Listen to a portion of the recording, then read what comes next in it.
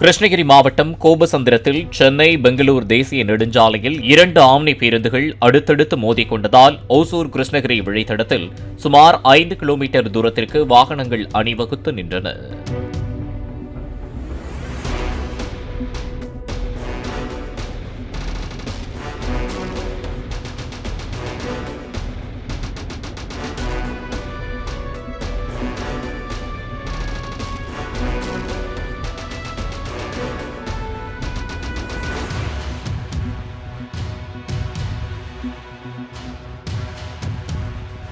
Play store மற்றும் app ஸ்டோரில் இருந்து பாலிமர் செயலியை QR கோடு மூலம் பதிவிறக்கம் செய்யுங்கள்.